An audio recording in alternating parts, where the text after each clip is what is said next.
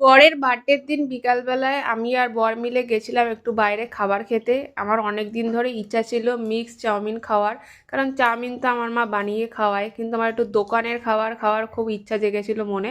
তাই জন্য আমরা চলে গেছিলাম সন্ধ্যাবেলায়।